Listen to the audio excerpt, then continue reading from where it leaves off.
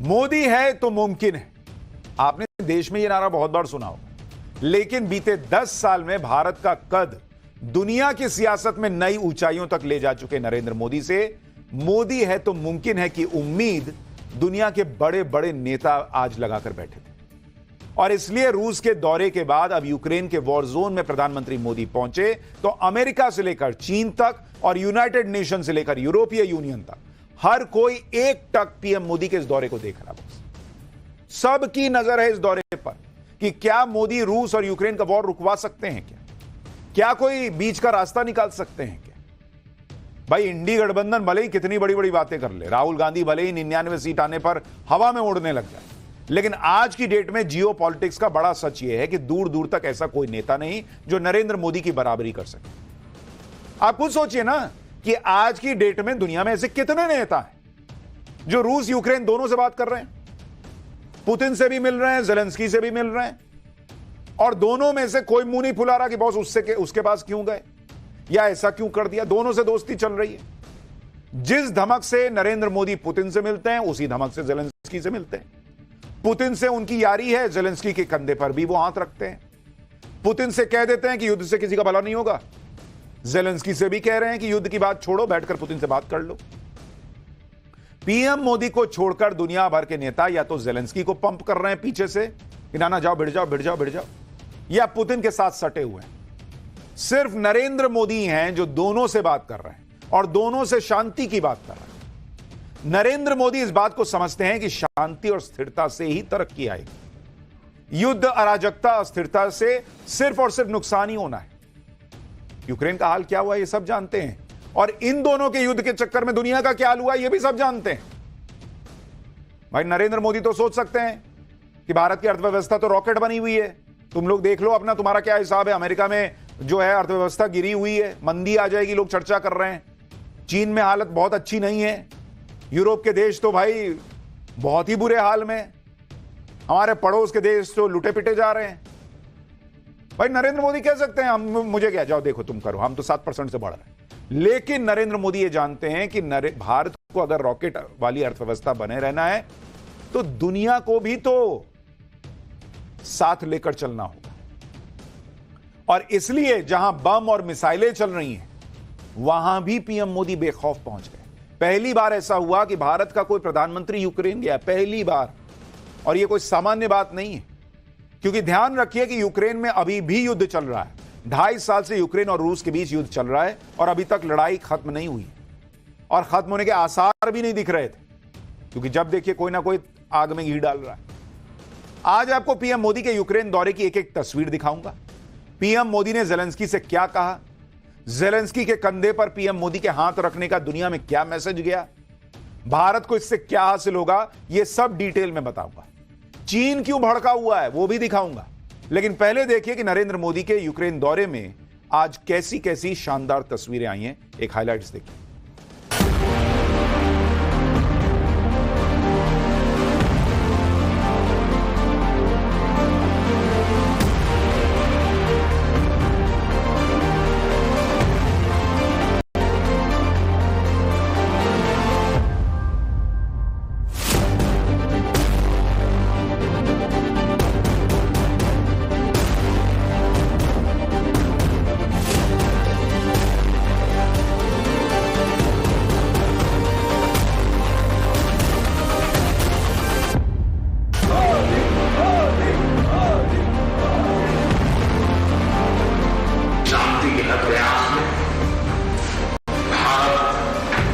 सक्रिय भूमिका निभाने के लिए तैयार है। रूस और यूक्रेन का जब भी मामला आता है तो कोई रूस के साइड आ जाता है, कोई यूक्रेन का साइड लेने लगता है। लेकिन नरेंद्र मोदी किसी की साइड नहीं दिखते, वो सिर्फ भारत की साइड देखते हैं, भारत का हित देखते हैं और शांति की बात करते हैं। इसलिए वो अगर अमेरिका चले जाते हैं तो पापुआ न्यू गिनी जैसे देश में भी जाने से हिचकते नहीं। रूस जाते हैं तो यूक्रेन भी जाते हैं। बड़े से बड़ा देश हो या छोटे से छोटा देश, भारत के हितों के हिसाब से जो इंपॉर्टेंट है वो नरेंद्र मोदी करते हैं। और ये सब कोई बैलेंसिंग एक्ट नहीं, और ये कोई बैलेंसिंग एक्ट नहीं करते हैं, ये कूटनीति है और कूटनीति में ये सब बहुत मायने रखता है।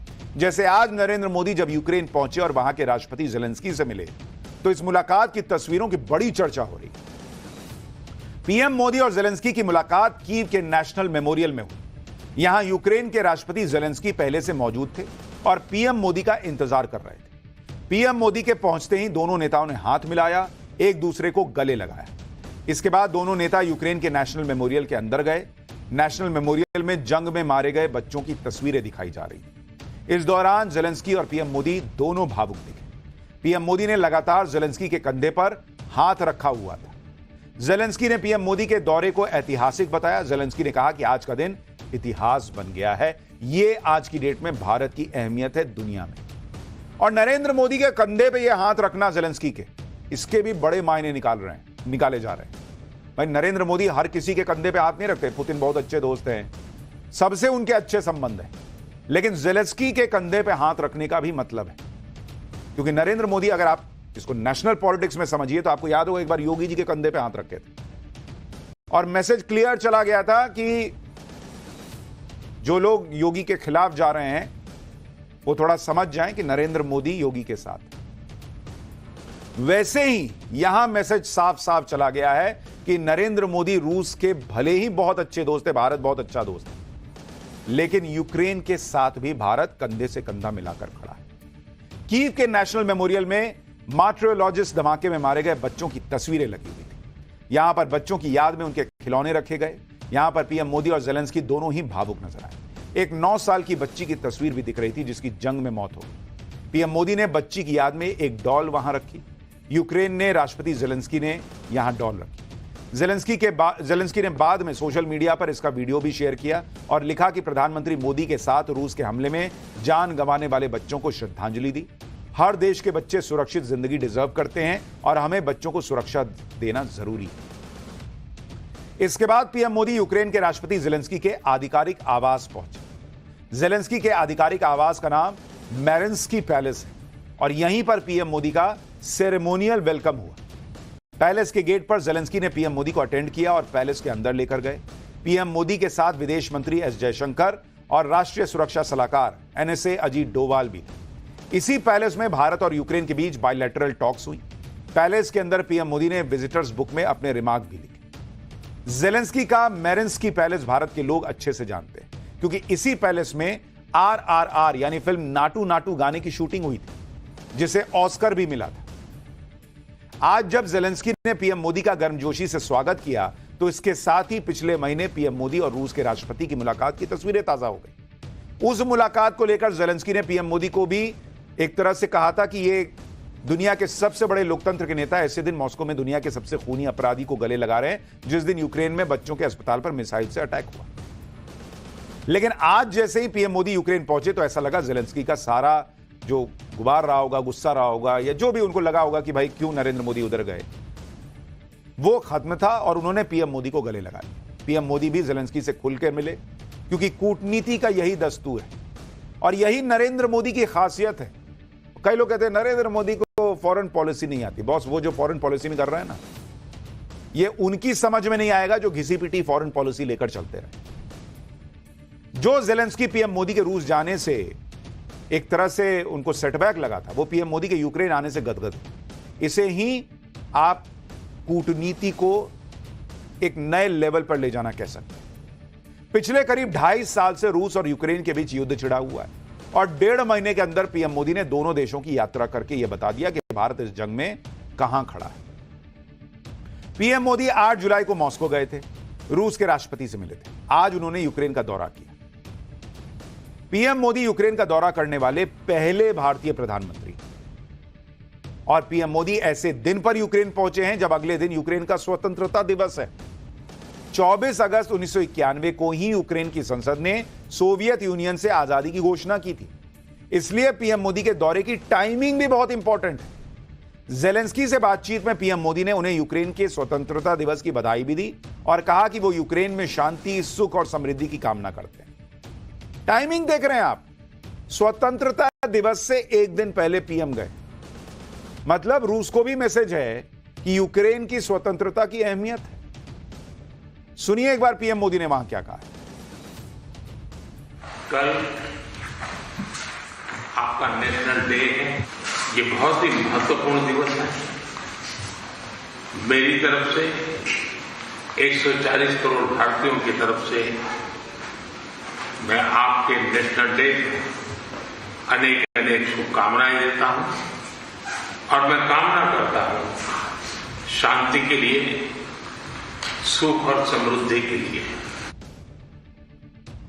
यूक्रेन पहुंचकर पीएम मोदी ने पूरी दुनिया को भी मैसेज दिया कि इस युद्ध में भारत का झुकाव किसी एक पक्ष की तरफ नहीं है। भारत रूस और यूक्रेन के बीच शांति चाहता है और यह शांति डायलॉग और डिप्लोमेसी से ही लाई जा सकती है। पीएम मोदी ने यूक्रेन पहुंचकर यह भी बताया कि भारत की स्वतंत्र विदेश नीति है, उस पर ना रूस का दबाव है और ना ही पश्चिमी देशों का। यूक्रेन में मारे गए बच्चों को श्रद्धांजलि देकर पीएम मोदी ने यह बता दिया कि भारत युद्ध में अपनाए गए बर्बर तरीकों के समर्थन में नहीं है, फिर चाहे कोई भारत का कितना ही अच्छा दोस्त क्यों ना। पीएम मोदी ने यह मैसेज भी दे दिया कि बदलते वक्त में भारत की विदेश नीति भी बदली है। अब भारत तटस्थ होकर दूर से दुनिया को युद्ध में बर्बाद होते नहीं देख सकता। भारत की बढ़ती ताकत के साथ उसकी जिम्मेदारी और भूमिकाएं दोनों बढ़ गई। भारत अब वॉर जोन में उतरकर हालात को बदलने में विश्वास रखता है। यह है नया भारत। आप यह भी देखिए कि रूस यूक्रेन युद्ध की वजह से अब तक कितना नुकसान हो चुका है। 2.5 साल से चल रहे इस युद्ध में करीब 2 लाख लोगों की मौत हो चुकी है। 5 लाख से ज्यादा लोग घायल हुए। वर्ल्ड बैंक के मुताबिक युद्ध की वजह से अति गरीबी में जीने वाले लोगों की संख्या 10 करोड़ से 70 करोड़ हो गई, जिसमें ज्यादातर लोग युद्ध प्रभावित क्षेत्र में रहने वाले हैं। युद्ध की वजह से दुनिया के 90% देशों में महंगाई बढ़ी हुई है, लेकिन यह भयंकर नुकसान किसी को दिख ही नहीं रहा। सबको अपना फायदा देखना है। ग्लोबल लीडर्स में नरेंद्र मोदी ही वो नेता हैं जो उस ग्लोबल साउथ देशों की आवाज बन रहे हैं जो इस युद्ध के सबसे ज्यादा प्रभावित हो रहा है। ऐसे देश जिनकी आवाज युद्ध के शोर में जब दब जा रही, ऐसे देश जिनका इस युद्ध से कोई लेना देना भी नहीं है, लेकिन उठा रहे नुकसान। पीएम मोदी ऐसे ही देशों की आवाज बन रहे हैं। भाई जंगल में आग लगती है तो क्या वो जो जंगल में जानवर उसको देख के जो है वो आग की लपट जो है उसको प्रभाव छोड़ती है कि नहीं ये तो टाइगर है, इसको रहने दो, अरे ये हिरन है, इसको जला देते। ऐसे थोड़ी होता है। वैसे ही दुनिया के इस जंगल में आग लगी हुई है। यूक्रेन में पीएम मोदी ने ग्लोबल साउथ देशों की चिंता को उठाया।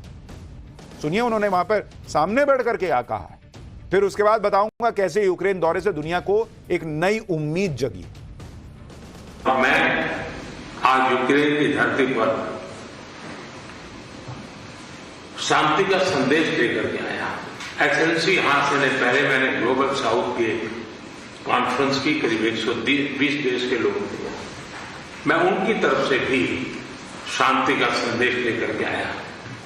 एक्सेलेंसी आप भली भांति जानते हैं, यूक्रेन के लोग भी भली भांति जानते हैं कि शांति के हर प्रयास में भारत का सक्रिय योगदान रहा है। और आप भली भांति जानते हैं कि हमारा अप्रोच पीपल सेंट्रिक रहा है। और मैं आपको भी और पूरे विश्व समुदाय को विश्वास दिलाना चाहता हूं, और वो भारत का कमिटमेंट है। और हम स्पष्ट मानते हैं कि संप्रभुता और क्षेत्रीय अखंडता का सम्मान हमारे लिए सर्वोपरि है। हम उसका समर्थन करते हैं। नरेंद्र मोदी ने साफ कर दिया कि शांति की बात वो दोस्ती यारी देखकर नहीं करते। वो दुनिया के लिए क्या फायदेमंद है और भारत के लिए क्या फायदेमंद है, क्या जरूरी है, ये देखकर करते। ये नहीं कि रूस दोस्त है तो अच्छा एक काम करते उसको छोड़ देते, या यूक्रेन के पास गए हैं तो इसको नहीं बोलते हैं। पीएम मोदी के यूक्रेन दौरे पर पूरी दुनिया की नजर इसीलिए। दुनिया को एक बार फिर यह उम्मीद जगी है कि अगर कोई इस युद्ध को रुकवा सकता है तो वो नरेंद्र मोदी, क्योंकि असल में यह युद्ध यूक्रेन और रूस के बीच नहीं बल्कि रूस और अमेरिका के बीच। यूक्रेन इस युद्ध का बैटल ग्राउंड है और भारत ही एकलौता पावरफुल देश है जिसके अमेरिका और रूस दोनों से अच्छे संबंध हैं। भारत ही एकलौता देश है जिस पर इस युद्ध से जुड़ा हर पक्ष भरोसा कर सकता है। नरेंद्र मोदी ही वो ग्लोबल लीडर हैं जो रूस के राष्ट्रपति को उनके मुंह पर यह कह सकते हैं कि बॉस ये युद्ध का दौर नहीं है। नरेंद्र मोदी ही वो नेता हैं जिनका लोहा पुतिन जैसे ताकतवर नेता मानते हैं। नरेंद्र मोदी ही वो नेता हैं जिनकी अध्यक्षता में G20 देश युद्ध को लेकर एक मंच पर आए थे और साझा बयान जारी किया था। यानी नरेंद्र मोदी ही वो नेता हैं जो ताकतवर देशों को शांति की टेबल पर लाकर बैठा सकते हैं और लाने का इरादा दिखा सकते हैं। वरना दुनिया में ऐसे भी देश हैं जो सिर्फ शांति की बात करने का दिखावा करते हैं और पर्दे के पीछे से यूक्रेन और रूस के युद्ध को भड़काते हैं। और इसमें बड़ा योगदान आर्म्स लॉबी का भी है। नरेंद्र मोदी अपने देश में आर्म्स लॉबी से भिड़ गए। आपको याद होगा किस तरह से इस देश में रक्षा सौदों में पारदर्शिता आई है, वो आर्म्स लॉबी से भिड़ कर आई है। और इसलिए कई बार यह प्रश्न उठता है कि राफेल सौदे में घपला हुआ और यह सब जो झूठ फैलाया जाता है, क्या आर्म्स लॉबी के दबाव में यहां एक इकोसिस्टम काम करता है? लेकिन नरेंद्र मोदी भिड़ रहे हैं आर्म्स लॉबी से। वैसे ही दुनिया में आर्म्स लॉबी चाहती है कि युद्ध चलता रहे, लेकिन नरेंद्र मोदी जाकर शांति की बात करते हैं। इसीलिए जब दुनिया में कहा जाता है कि दुनिया का एक इकोसिस्टम चाहता है कि मोदी कुर्सी से हट जाएं, उनको मोदी क्यों नहीं पसंद आ रहा? इसलिए तो नहीं आ रहा है, बहुत सारे लोगों को पसंद नहीं आ रहा है, क्योंकि उनको लगता है कि भाई हम तो नोट छाप रहे हैं, कोई मरे तो मरे। नरेंद्र मोदी कह रहे हैं कि नहीं, युद्ध बंद करा दो, तो उनका नोट छपना बंद हो जाएगा। नरेंद्र मोदी इस बात को समझते हैं, इसलिए यूक्रेन पहुंचकर उन्होंने खुद ये कहा कि शांति के हर प्रयास में भारत सक्रिय भूमिका निभाने को तैयार है। एक बार प्रधानमंत्री की बात सुनिए, फिर आपको बताऊंगा कि पीएम मोदी के दौरे से चीन क्यों भड़का हुआ है। मैं आज आपसे शांति की ओर आगे बढ़ने के मार्ग पर विशेष रूप से चर्चा करना चाहूंगा। एक्सेलेंसी, मैं आपको विश्वास दिलाना चाहता हूं कि शांति के हर प्रयास में भारत अपनी सक्रिय भूमिका निभाने के लिए तैयार है। व्यक्तिगत रूप से मैं भी अगर इसमें कोई योगदान कर सकता हूं तो मैं जरूर करना चाहूंगा। एक मित्र के रूप में मैं आपको विश्वास दिलाता हूं। मैं आज जब आया हूं और नेशनल डे है, मैं चाहूंगा कि हम सब जल्दी से जल्दी शांति के सूरज को उगता हुआ देखें। पीएम मोदी के यूक्रेन दौरे से संयुक्त राष्ट्र संघ यानी यूनाइटेड नेशंस भी उत्साहित है। उसको भी लग रहा है कि पीएम मोदी ही हैं जो यूक्रेन और रूस की जंग रुकवा सकते हैं। यूएन सेक्रेटरी जनरल भी उम्मीद जता रहे हैं कि पीएम मोदी के दौरे से यूक्रेन रूस जंग खत्म हो सकती है। यूएन के सेक्रेटरी जनरल ने कहा कि हमने कई राष्ट्राध्यक्षों को यूक्रेन आते देखा है। उम्मीद है कि इन सारे दौरों से क्षेत्र में शांति स्थापित होगी। वहीं यूक्रेन की पूर्व प्रधानमंत्री यूलिया भी मान रही हैं कि पीएम मोदी जंग को रुकवा सकते हैं। यूलिया ने कहा कि सिर्फ अमेरिका ही नहीं, पूरी दुनिया की नजर पीएम मोदी के यूक्रेन दौरे पर है। पीएम मोदी के यूक्रेन दौरे से शांति समझौते की राह निकल सकती है। पीएम मोदी शांति स्थापित कराने की मजबूत क्षमता रखते हैं, क्योंकि पीएम मोदी ने हमेशा सभी देशों की संप्रभुता और स्वतंत्रता का सम्मान किया है। दुनिया में पीएम मोदी की प्रतिष्ठा और उनकी अथॉरिटी पर हमें विश्वास है। हमें भरोसा है कि वो लोगों की रक्षा कर सकते हैं। पीएम मोदी यूक्रेन में शांति स्थापित करने में महत्वपूर्ण भूमिका निभा सकते हैं और इसकी क्षमता पीएम मोदी में ही है। यूलिया साल 2005 में यूक्रेन की प्रधानमंत्री थी। वो ये पद संभालने वाली यूक्रेन की पहली महिला है और वो भी कह रही हैं कि मोदी है तो मुमकिन है। और राहुल गांधी कल कह रहे थे कि मोदी जी की सीटें गड़ गई हैं तो कंधा झुक गया है। बॉस, भारत का कंधा और सिर दोनों ऊंचा कर रखा है पिछले 10 साल से इस व्यक्ति। कुछ देश ऐसे भी हैं जिन्हें पीएम मोदी के दौरे से खूब मिर्ची भी लग रही है। चीन के सरकारी अखबार ग्लोबल टाइम्स में पीएम मोदी के दौरे को ज्यादा भाव नहीं दिया गया। ग्लोबल टाइम्स में लिखा गया कि मोदी का कीव दौरा सांकेतिक है, यह शांति वार्ता को तेज नहीं कर पाएगा। यह दौरा सिर्फ अमेरिका और रूस से अपने संबंधों को बैलेंस करने के लिए किया गया है।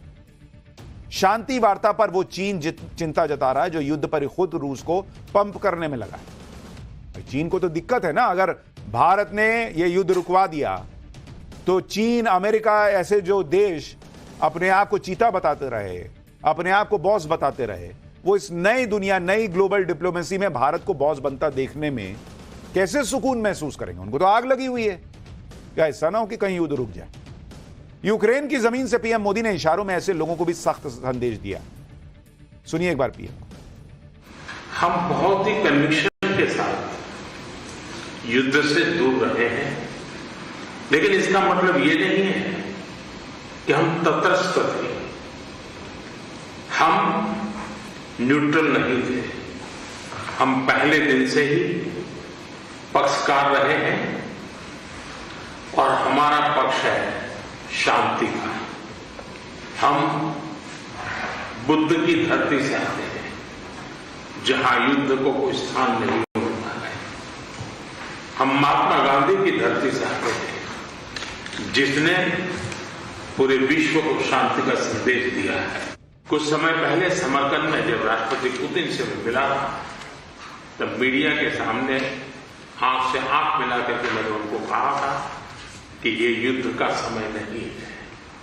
मैं पिछले दिनों रशिया के मुलाकात के लिए गया, वहां भी मैंने साफ साफ शब्दों में अपनी मांग कही है कि किसी भी समस्या का समाधान रणभूमि में कभी भी नहीं होता है। समाधान का रास्ता बातचीत से ही निकलता है, डायलॉग से निकलता है, डिप्लोमेसी से निकलता है। और हमने बिना समय गंवाए उस दिशा में आगे बढ़ना चाहिए। दोनों पक्षों को साथ बैठ करके इस संकट की घड़ी से बाहर निकलने के रास्ते तलाशने होंगे। बताइए बॉस, कोई ऐसे बोलेगा सामने सामने बैठ के कि हम कोई न्यूट्रल नहीं है? मतलब ये ना सोचना कि तुम्हारी तरफ है या उनकी तरफ है। हम शांति की तरफ है। तुम शांति की बात करोगे तुम्हारी तरफ है, तुम नहीं करोगे तो तुम्हारी तरफ नहीं। यह है नया इंडिया, यह है नया भारत, यह है नरेंद्र मोदी की डिप्लोमेसी, उनकी विदेश नीति। शांति की बात करो बॉस, मैं खड़ा हूं तुम्हारे साथ। बोलो। प्रधानमंत्री नरेंद्र मोदी भारतीय समय के अनुसार करीब 12:30 पर कीव पहुंचे। पीएम 2 देशों के दौरे पर हैं। पोलैंड का दौरा पूरा करने के बाद आज वो यूक्रेन की राजधानी कीव पहुंचे। पीएम मोदी ट्रेन से कीव सेंट्रल रेलवे स्टेशन पहुंचे। यह बेहद खास ट्रेन है जिसका नाम रेल फोर्स 1 है। कीव रेलवे स्टेशन पर कड़ी सुरक्षा के बीच पीएम मोदी रेल फोर्स 1 से उतरे। यूक्रेन के विदेश मंत्री ने पीएम मोदी को रेलवे स्टेशन पर रिसीव किया। वहां से सीधे होटल के लिए वो रवाना हो गए। कीव के होटल हयात में पीएम मोदी के रुकने की व्यवस्था की गई है। पीएम मोदी के इंतजार में बड़ी संख्या में भारतीय समुदाय के लोग होटल के बाहर इंतजार कर रहे थे। जैसे ही पीएम मोदी होटल पहुंचे, वहां भारतीय लोगों ने मोदी मोदी के नारे लगाने शुरू कर दिए। होटल में पीएम मोदी का जोरदार स्वागत हुआ। वहां मौजूद भारतीय लोग लगातार नारे लगाते रहे, भारत माता की जय, मोदी मोदी के नारे से होटल गूंज रहा। जरा तस्वीरें दिखाइए।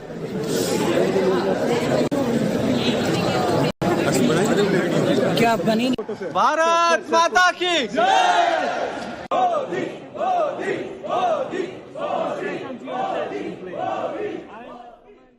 होटल में कुछ देर रुकने के बाद पीएम मोदी कीव में महात्मा गांधी की प्रतिमा को नमन करने के लिए पहुंचे।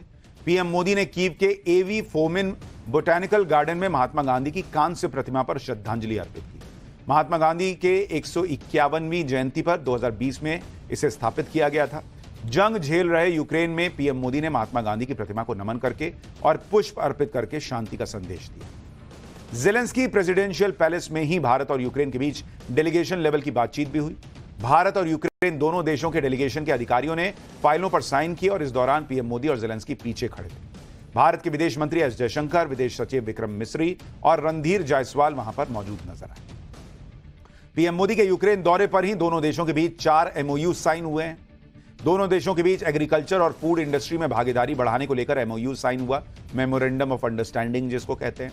मेडिकल प्रोडक्ट रेगुलेशन को लेकर MOU साइन हुआ।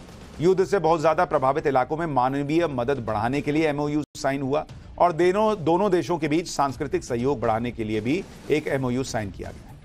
युद्ध में फंसे यूक्रेन की मदद के लिए पीएम मोदी ने ज़ेलेंस्की को एक खास गिफ्ट भी दिया जिसका नाम भीष्म है। भीष्म यानी भारत हेल्थ इनिशिएटिव फॉर सहयोग, हित एंड मैत्री। भीष्म क्यूब एक पोर्टल मोबाइल अस्पताल की तरह है जिसे आपदा प्रबंधन और इमरजेंसी मेडिकल सपोर्ट के लिए डिजाइन किया गया है। पीएम मोदी का यूक्रेन दौरा करीब 7 घंटे का रहा। पीएम मोदी ने इस दौरे को ऐतिहासिक बताया और कहा कि भारत शांति स्थापित करने में विश्वास रखता है और शांति स्थापित करने के लिए जो आपको चाहिए वो भूमिका भारत निभाने को तैयार है। लेकिन सिर्फ नरेंद्र मोदी की बात नहीं है, पाठशाला में अब योगी की भी बात। पाठशाला में अब अगली क्लास, यूपी में योगी ने कैसे पेंच कसा और पुलिस भर्ती के एग्जाम में आज वो हुआ जो गजबी है। यूपी में एग्जाम के लिए ऐसा इंतजाम कि नकलबाज और पेपर लीक माफिया के होश उड़ गए। 48 लाख छात्रों ने परीक्षा दी, लेकिन रिजल्ट सीएम योगी का क्यों आया? अब जरा इसका चैप्टर देखिए।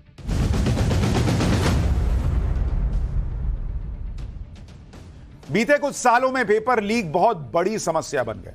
कोई भी एग्जाम, हर किसी पर सवाल उठ जाता है। इंडी गठबंधन ने भी इसे बड़ा मुद्दा बनाया, जबकि खुद इंडी गठबंधन के राज्यों में इतने पेपर लीक हो चुके थे कि वो किस मुंह से इसकी बात करते हैं समझ में नहीं आया। लेकिन पेपर लीक पर राजनीति हो रही थी। इसी राजनीति के बीच यूपी में सीएम योगी ने बड़ा चैलेंज लिया। यह चैलेंज था यूपी में पुलिस भर्ती का जो पेपर कैंसिल हुआ था उसे फिर से करवाने का। और फिर सीएम योगी ने जो किया उसे देखकर हर कोई दंग है। आज यूपी पुलिस भर्ती के एग्जाम का पहला दिन गजब का रहा है। गजब की चेकिंग, हर कमरे में सीसीटीवी, चप्पे चप्पे पर नजर, पेपर के प्रिंट से लेकर एग्जाम हॉल तक। बॉस योगी ने ऐसा बंदोबस्त किया कि जो पेपर लीक या नकल के बारे में सोच रहे थे उनके होश उड़ गए। आज यूपी पुलिस भर्ती के एग्जाम सेंटर पर क्या क्या हुआ उसकी पूरी रिपोर्ट आपको दिखाऊंगा कि मतलब अगर कोई चाहे तो कर सकता है। लेकिन आप पहले सीएम योगी के कॉन्फिडेंस को देखिए कि उन्होंने वादा किया था कि 6 महीने के अंदर एग्जाम करवा के दिखाऊंगा और वो कर दिया। यह भी गारंटी दे दी कि अगले 2 साल में 2 लाख सरकारी नौकरी दूंगा। सीएम योगी के आप तेवर देखिए, उनका कॉन्फिडेंस देखिए, सुनिए कि वो किस तरह से चुनौतियों से भिड़ने को तैयार हैं।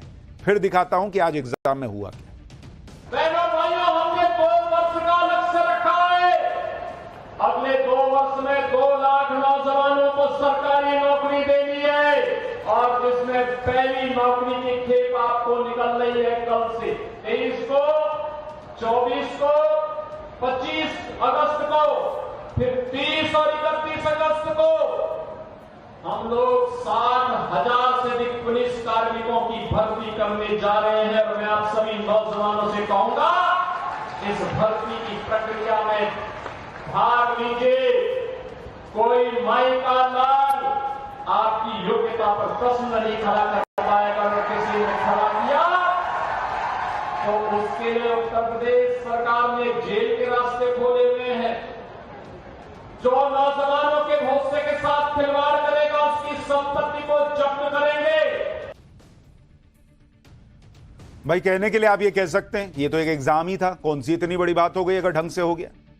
लेकिन आप ये सोचिए कि जिस परीक्षा में 48 लाख कैंडिडेट हो और जिस परीक्षा पर सबकी नजर हो और जो परीक्षा पहले कैंसिल हो रखी हो, जिसके खिलाफ साजिश करने वाले ताक में बैठे हों, जिस राज्य में निष्पक्ष और साफ तरीके से बिना वहां पर चीटिंग हुए, बिना पेपर लीक हुए एग्जाम कराना बड़ी चुनौती रही हो, उस परीक्षा को फिर से फूल प्रूफ तरीके से करवाना कितना बड़ा चैलेंज है। इसलिए योगी सरकार ने पूरी ताकत लगाई। क्वेश्चन पेपर की सिक्योरिटी से लेकर एग्जाम सेंटर तक, वो कहते हैं ना कि परिंदा भी पर नहीं मार सकता, वैसी स्थिति की गई। एग्जाम सेंटर में तो ऐसी चेकिंग बॉस, इस तरह की सख्ती बॉस कि बहुत सारी चीजें तो कैंडिडेट लेकर जा भी नहीं सकते थे। एग्जाम सेंटर में क्या क्या बैन था उसकी लिस्ट देखिए आप। भाई मोबाइल फोन तो बैन ही था, वो तो ठीक है, सही बात। कैमरा किसी तरह का अंदर नहीं जाएगा, चाबी नहीं ले जा सकते, घड़ी, स्मार्ट वॉच सब रखो बाहर। आजकल बड़ा टेक्नोलॉजी है भाई, कहां क्या लगा है नहीं पता तो सब बाहर रख दो। पेन ड्राइव बाहर, हेल्थ बैंड वो हाथ में पहनते नहीं है, कितनी धड़कन चल रही है, कितना चले हैं, वो बाद में हेल्थ चेक करना। कैप, टोपी पहनने पे ban, electronic pen, bluetooth device, earphone, credit card, debit card, handbag, calculator, कागज के टुकड़े, ज्वेलरी, जो है मतलब रख दो। पेन से ना लिखोगे जी, बाकी सब रखो। एकदम टाइट मामला। एग्जाम सेंटर पर हाल ऐसा था कि एक एक की फुल चेकिंग हो रही थी। आधार कार्ड से फोटो मैच करके ही अंदर जाने दिया जा रहा था। किसी तरह की कोई गड़बड़ी की गुंजाइश नहीं छोड़ी जा रही थी। नकल के बारे में सोचो भी तो आदमी पकड़ ले रहा है, सोच रहा था क्या जी। वैसा हाल लखनऊ के एक एग्जाम सेंटर से हमारे सहयोगी की ग्राउंड रिपोर्ट देखिए, आपको खुद समझ में आ जाएगा कि कैसे पेंच कसा है योगी ने। ये परीक्षा जो है दोबारा शुरू की गई है। इस वक्त एक सेंटर पे है, ये लखनऊ के शशिभूषण विद्यालय है और यहाँ पर ये सेंटर बनाया गया है जहाँ पर ये बच्चे जो है एग्जाम देने के लिए आ रहे हैं और इनके बाकायदा जो है यहाँ पर चेकिंग की जा रही है। जिस तरह से देखिए जो हाथों में कलावा है उसको भी काटा जा रहा है। कई तरह की व्यवस्थाएं की गई है ताकि पारदर्शी तरीके से ये पूरा एग्जाम हो। पहली बार ऐसी व्यवस्था की गई है कि इतनी बड़ी भर्ती परीक्षा में कहीं कोई लीकेज ना हो, कोई पेपर लीक का मामला सामने ना आए। और चूंकि उत्तर प्रदेश में कई बार ऐसे मामले सामने आए हैं, उसके बाद एहतियातन पुलिस ने इस बार बड़ी सुरक्षा की व्यवस्था की है ताकि पूरी ये एग्जाम को फ्री एंड फेयर जो है कंडक्ट कराया जा सके। कहा यह जा रहा है कि खुद सीएम ने जो है वो पूरी सुरक्षा की मॉनिटरिंग की है, किस तरीके से व्यवस्था की गई है। जो भी अभ्यर्थी आएंगे उनको बाकायदा यहाँ पे ई वेरिफिकेशन कराना होगा, ई केवाईसी होगा, बायोमेट्रिक सत्यापन होगा, उसके बाद ही उन्हें प्रवेश परीक्षा केंद्र में प्रवेश दिया जाएगा। देख रहे हैं कैसे चेकिंग चल रही है। कलावा वगैरह सब खुलवा लिया। अच्छा हुआ भाई कलावा था तो कोई हंगामा नहीं हुआ, कुछ और किसी धर्म विशेष का होता तो हंगामा हो गया था कि योगी जी जो है अत्याचार कर रहे। खैर, सिर्फ एग्जाम सेंटर की बात नहीं है, पेपर के प्रिंट होने तक, उसे एग्जाम सेंटर पहुंचाने तक ऐसी सिक्योरिटी लेयर रखी गई कि पेपर लीक का कोई चांस ना बचे। कैसे किए ये देखिए। क्या किए कि कलेक्ट्रेट की ट्रेजरी से एग्जाम सेंटर तक पेपर पहुंचाने की जिम्मेदारी सेक्टर मजिस्ट्रेट को दे दी। सभी कैंडिडेट्स को तलाशी लेंगे, कह दिया कि सब कुछ चेक करो, और ई-केवाईसी के लिए एग्जाम शुरू होने से 2 घंटे पहले सेंटर में पहुंचने के लिए कहा गया। कैंडिडेट्स की सही पहचान के लिए पहली बार एआई यानी आर्टिफिशियल इंटेलिजेंस का भी इस्तेमाल हुआ। एआई तकनीक की मदद से कैंडिडेट्स और उनके आधार कार्ड में लगी फोटो की सही पहचान की जा रही थी। पुलिस भर्ती एग्जाम के लिए करीब 25,000 पुलिसकर्मियों को ड्यूटी पर लगाया गया। पहली बार कोई भी गड़बड़ी और नकल रोकने के लिए सिविल पुलिस के साथ ही एंटी टेररिस्ट स्क्वाड और स्पेशल टास्क फोर्स तक को लगा दिया गया। यही नहीं, पेपर लीक की कोई गुंजाइश न रहे इसके लिए पिछले 12 सालों में जितने भी सॉल्वर गैंग थे सब पकड़े गए, उन्हें सर्विलांस में ले लिया गया। पुलिस की टीम पिछले 20 दिनों से उनकी हरकत पर नजर बनाए हुए थी कि देखें कहीं कुछ कर तो नहीं रहा है। ऐसे करीब 1,500 से ज्यादा लोग एसटीएफ के रडार पे थे। सभी एग्जाम सेंटर्स पर निगरानी के लिए सीसीटीवी कैमरे लगा दिए गए, जिनके लिए हर एग्जाम सेंटर पर एक कंट्रोल रूम बनाया गया। हर कंट्रोल रूम में मजिस्ट्रेट स्तर के अफसर की ड्यूटी लगा दी गई। जिले के सभी कंट्रोल रूम को जिला मुख्यालय के कंट्रोल रूम से जोड़ दिया गया और सभी जिलों के कंट्रोल रूम पर लखनऊ में स्टेट कंट्रोल रूम से नजर रखी जा रही थी। मतलब ऐसा नहीं है कि एक जगह नजर रखी जा रही है, हर जगह से नजर रख रहे हैं। इसलिए ना कह रहे हैं कि एग्जाम दिए 48 लाख कैंडिडेट, रिजल्ट आया है योगी का। लखनऊ में बनाए गए कंट्रोल रूम में ज्वाइंट पुलिस कमिश्नर हर सेंटर के सीसीटीवी कैमरों पर नजर बनाए हुए थे। सुनिए ज्वाइंट पुलिस कमिश्नर को, फिर आगे की बात बताता हूं। प्रत्येक कक्ष में, प्रत्येक सेंटर के बाहरी गेटों में मॉनिटरिंग के लिए ये लगातार कैमरों से इसका निरीक्षण किया जा रहा है। ये जो सारा लाइव जो टेलीकास्ट आ रहा है, इसकी जो है विभिन्न सर्वर्स पे रिकॉर्डिंग भी की जा रही है कि कोई गड़बड़ी ना फैला सके। इतने तगड़े अरेंजमेंट के बीच कोई सवाल ही नहीं उठता कि कहीं से पेपर लीक हो जाए, लेकिन अफवाह फैलाने वाले तो एक्टिव ही थे। बहुत सारी अफवाहें फैलाई गई, लेकिन योगी सरकार ने इस अफवाहबाज गैंग के लिए भी पूरा इंतजाम कर रखा। आज समाजवादी पार्टी के पूर्व मंत्री यासर शाह समेत 7 लोगों पर पेपर लीक की अफवाह फैलाने के आरोप में एफआईआर दर्ज हुई। एफआईआर के मुताबिक कुछ शरारती तत्वों ने टेलीग्राम समेत अन्य सोशल मीडिया प्लेटफॉर्म के जरिए पेपर लीक की अफवाह फैला दी, जिनका मकसद सरकार की छवि खराब करना था, पैनिक क्रिएट करना था। आरोप है कि समाजवादी पार्टी के नेता यासर शाह ने अपने सोशल मीडिया अकाउंट पर पेपर लीक होने का दावा करने वाली पोस्ट अपलोड कर दी। सुनिए पेपर लीक की अफवाह फैलाने वालों को लेकर यूपी के डीजीपी ने क्या चेतावनी दी। अभी तक कहीं से भी प्रश्न पत्र लीक होने की कोई सूचना नहीं है। जो लोग भी भ्रामक खबरें फैला रहे हैं उनके विरुद्ध कठोर कार्रवाई की जाएगी। यह योगी मॉडल है बॉस, गलत खबर भी फैलाओगे तो एक्शन हो। यह योगी के भरोसे और उनके किए गए इंतजामों का असर था कि एग्जाम देने पहुंचे कैंडिडेट्स ने भी इस बार पेपर लीक नहीं होने की उम्मीद जताई। उन्होंने परीक्षा के लिए किए इंतजामों के लिए सीएम योगी की तारीफ की। वाराणसी से हमारे सहयोगी की एक रिपोर्ट देखिए। 6 महीने के बाद उत्तर प्रदेश पुलिस भर्ती की परीक्षा शुरू हो चुकी है और सरकार ने इस परीक्षा का जो पहला पड़ाव है वो सफलतापूर्वक पार कर लिया गया है।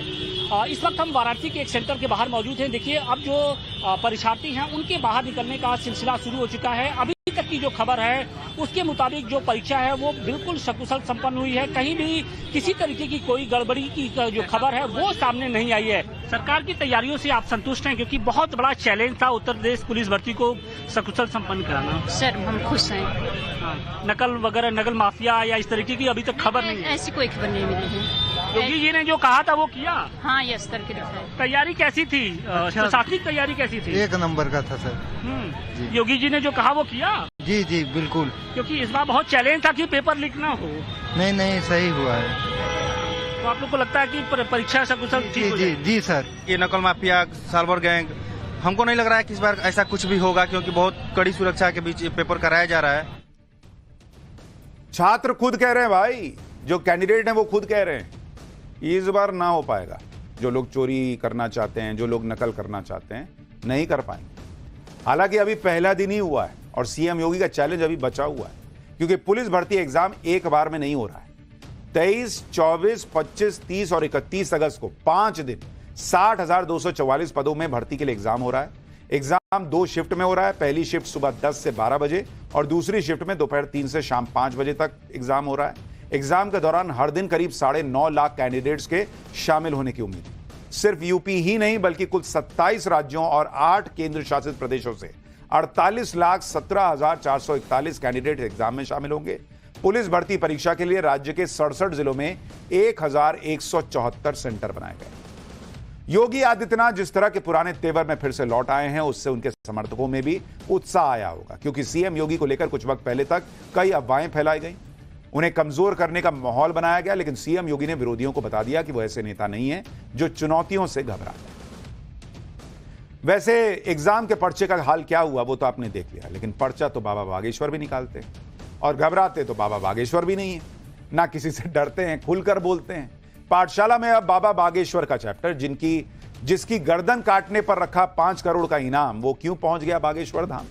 बांग्लादेश से आई मुस्लिम महिला सनातन पर क्या कह गई कि बाबा बागेश्वर भी हैरान रह गए। और ऐसी कौन सी बात बंगाल और बांग्लादेश पर जो राहुल गांधी नहीं कह पाए, वो डंके की चोट पर बाबा बागेश्वर ने कही।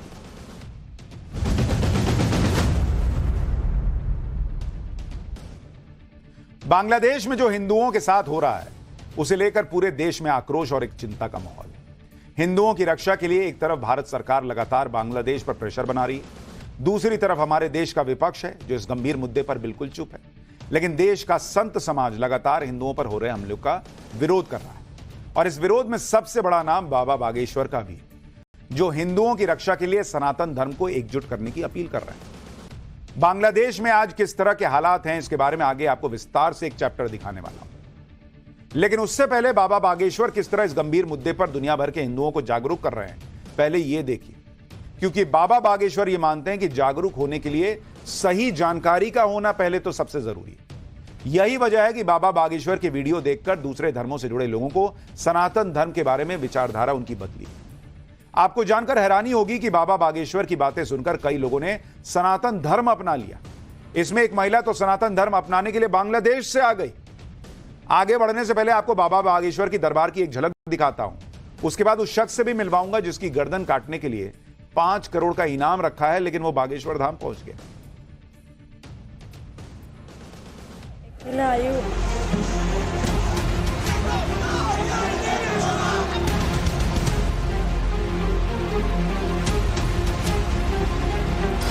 बांग्लादेश और पश्चिम बंगाल की तरह हिंदुओं को अब भागना नहीं है, जहां है वहीं जागना है। 9% मुस्लिम है, 1% हिंदू है, 1% वहां हिंदू। पर प्रश्न ये उठता है कि बांग्लादेश के हिंदू तो भारत में आकर के शरण ले लेते, पर और मेरे ऊपर 5 करोड़ गर्दन काटने का इनाम भी महाराज जी मुसलमानों ने रखा। कुछ दिन पहले बाबा बागेश्वर के दरबार में जितेंद्र नारायण सिंह त्यागी पहुंचे। कुछ समय पहले तक जितेंद्र त्यागी की पहचान वसीम रिजवी के नाम से थी और ये शिया वक्फ बोर्ड के पूर्व चेयरमैन रह चुके।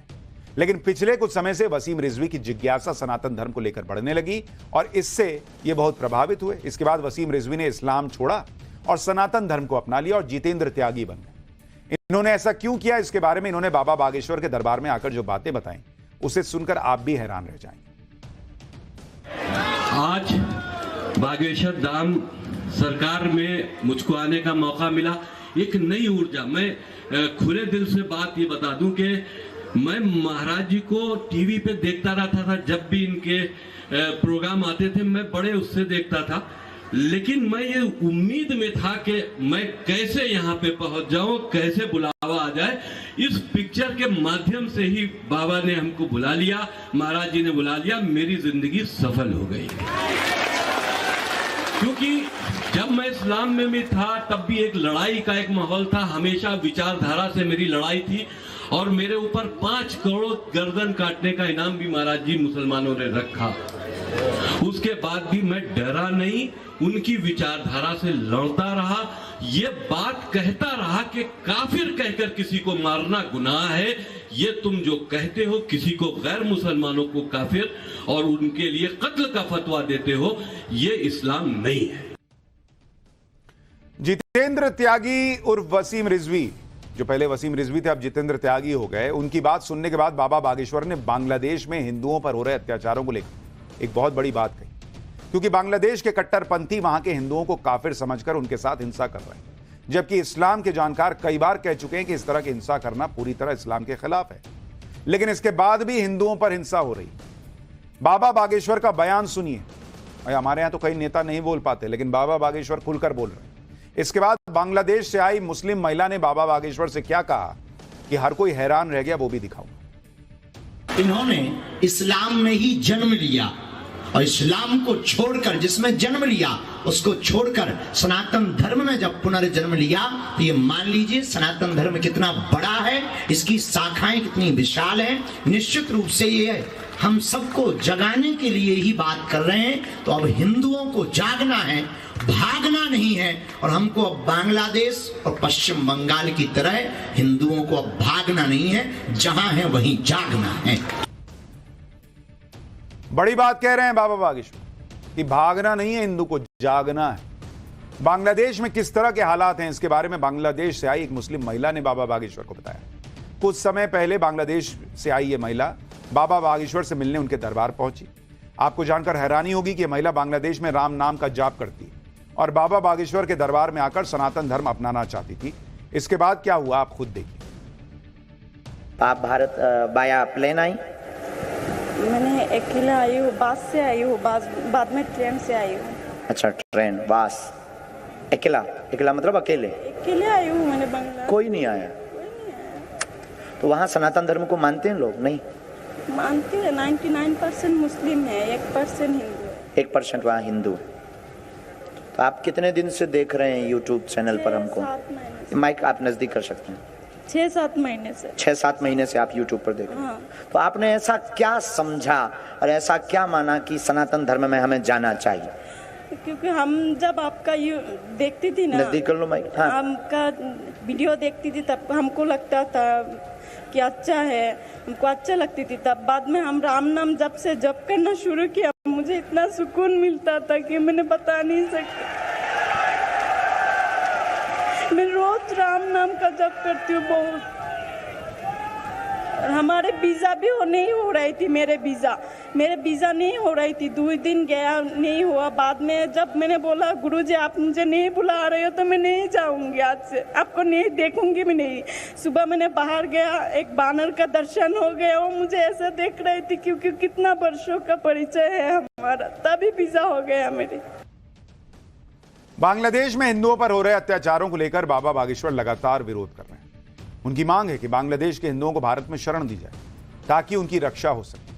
बाबा बागेश्वर का कहना है कि जिस तरह यहूदियों के लिए इजराइल है, उसी तरह हिंदुओं के लिए भारत को हिंदू राष्ट्र होना चाहिए। सुनिए। पर प्रश्न ये उठता है कि बांग्लादेश के हिंदू तो भारत में आकर के शरण ले लेंगे, पर कल यही मुद्दा, यही स्थिति परिस्थिति भारत में उठेगी तो भारत का हिंदू कहां जाएगा? हिंद महासागर या अटलांटिका या फिर हिमालय जाएगा?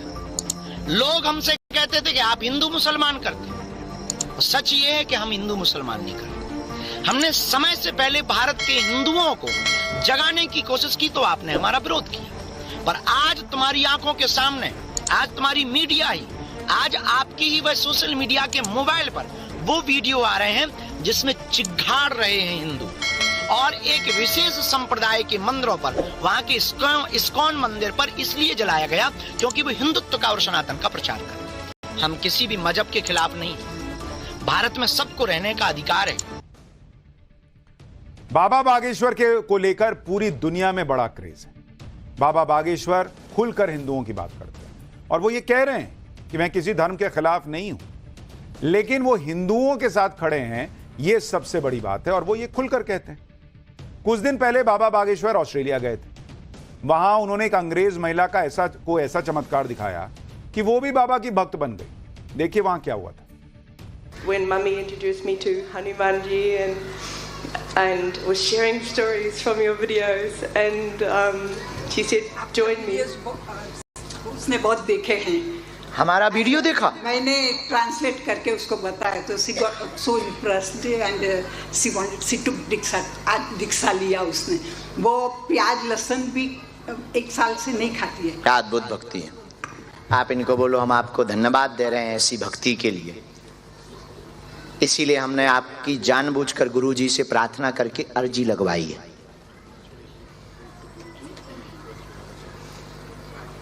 He listens. वो पूछ रही है, वो सुनते हैं।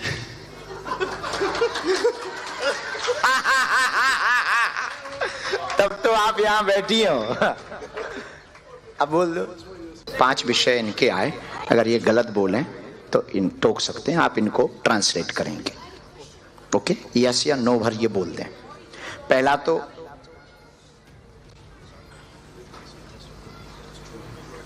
ओके, आप ट्रांसलेट करते जाना। पहला तो आया, आशीर्वाद चाहते हैं स्वास्थ्य के लिए।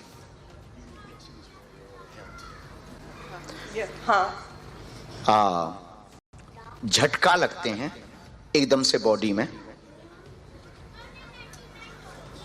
Yeah, like the Piku movie or that movie.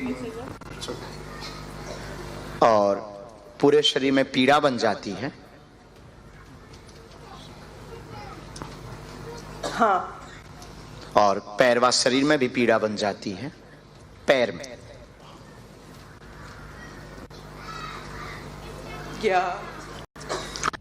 बच्चे का जीवन व्यवस्थित रहेगा, चिंता ना करें, फ्यूचर भी उसका ब्राइट रहेगा। कई बार सुनता नहीं है। बोलो, आप ट्रांसलेट करो।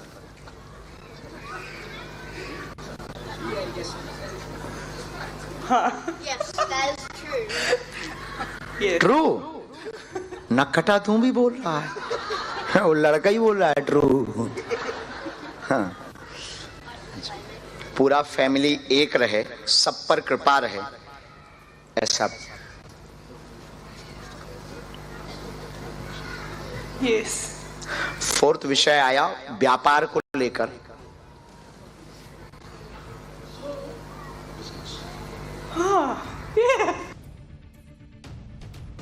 बाबा बागेश्वर जहां जाते हैं लोगों को चौंका देते हैं, लेकिन कोई अब ये सुनकर नहीं चौंकता कि वो हिंदुओं की खुलकर बात करते हैं। कांग्रेस और नेशनल कॉन्फ्रेंस के गठबंधन को बीजेपी ने बड़ा मुद्दा बनाने की तैयारी कर ली है। बीजेपी कल पूरे देश में प्रेस कॉन्फ्रेंस करने जा रही है। जम्मू कश्मीर में कांग्रेस और नेशनल कॉन्फ्रेंस के गठबंधन का बीजेपी विरोध करेगी। इस गठबंधन को लेकर अमित शाह ने कांग्रेस से 10 सवाल पूछे हैं। अमित शाह ने पूछा है कि क्या कांग्रेस जम्मू कश्मीर में अलग झंडे का समर्थन करती है? क्या अनुच्छेद 370 को कांग्रेस वापस लाने वाली है? ऐसे 10 सवाल अमित शाह ने पूछे हैं और बीजेपी अब इस गठबंधन को लेकर देश भर में प्रेस कॉन्फ्रेंस करने जा रही है। फिलहाल एक छोटा सा